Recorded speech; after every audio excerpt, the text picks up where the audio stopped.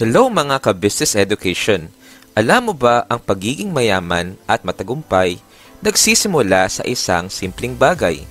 Hindi pera, hindi koneksyon, hindi swerte, kundi mindset. Kahit gaano kalaki ang puhunan mo, kahit ilang negosyo pa simulan mo, kung mali ang mindset, malaki ang chance na babagsak ka rin. Pero kung tama ang mindset mo, kahit maliit na puhunan, pwede mong palaguin. Kaya today, pag-uusapan natin ang 7 mindset shifts para yumaman at magtagumpay sa buhay. Tara, simulan na natin. Mind shift number 1. From hindi ko kaya to paano ko magagawa.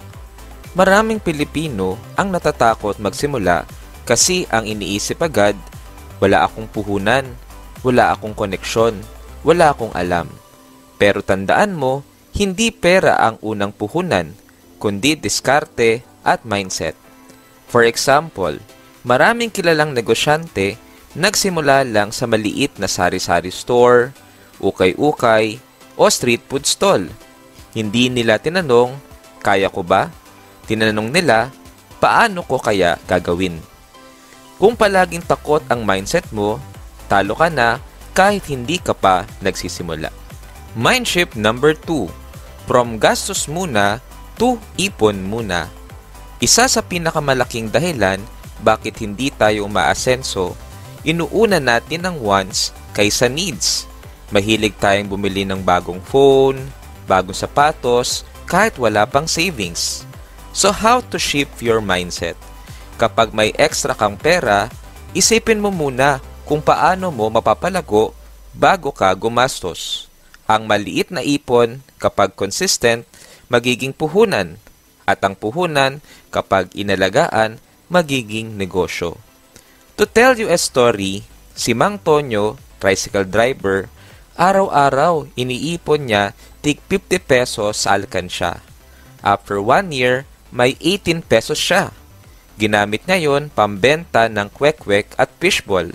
After 2 years, may sarili na siyang mini karinderya.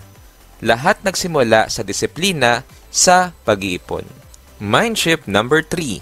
From trabaho lang to multiple income streams. Kung umaasa ka lang sa isang sweldo, mas mahirap makaipon at mas prone ka sa utang.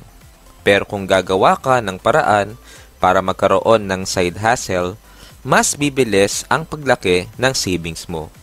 So ano nga bang examples ng extra income? Magbenta online, like Shopee, Lazada, and TikTok.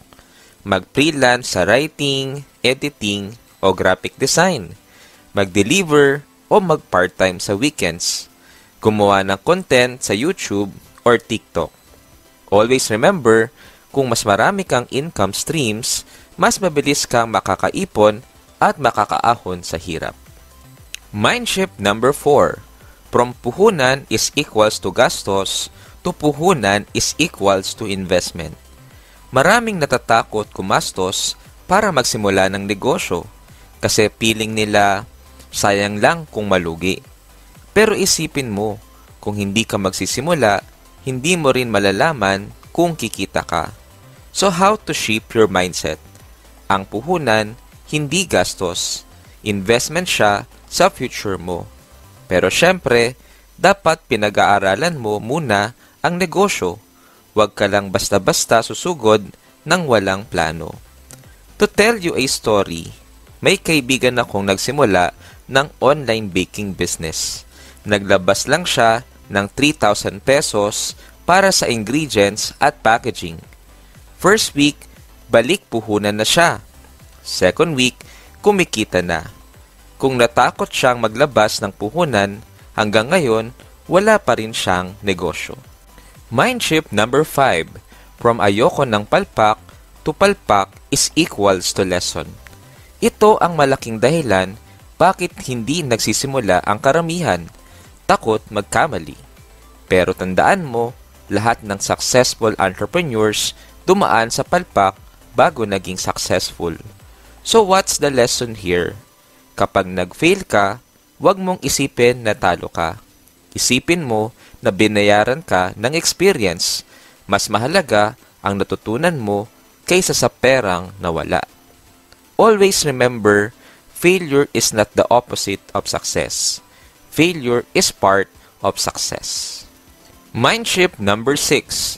From shortcut to process. Marami sa atin ang naghahanap ng instant pera, instant negosyo, instant kita. Pero ang totoo, wala talagang shortcut. So how to shift your mindset? Mas magtatagal at mas lalaki ang kita mo kapag iniintindi mo muna ang proseso. Learn, improve, adjust, and repeat. Ang mabilis magmadali, mabilis ding madapa. Mindship number 7. From pera lang to purpose. Kung pera lang ang habol mo, mabilis kang mapapagod at susuko. Pero kung may purpose ka, gaya ng gusto mong makaahon ang pamilya mo, mabigyan ng magandang kinabukasan ng mga anak mo, o makatulong sa iba, mas tatagal ka sa laban. To tell you a story, may isang nanay na nagtitinda ng turon sa kanto. Araw-araw, kahit umuulan, nagbebenta siya kasi pang tuition ng anak niya. Ngayon, college graduate na yung anak. Hindi lang pera ang naging puhunan niya, kundi pangarap at determinasyon. Ayan mga ka-business education, tandaan nyo to, ang yaman nagsisimula sa isip, hindi sa bulsa.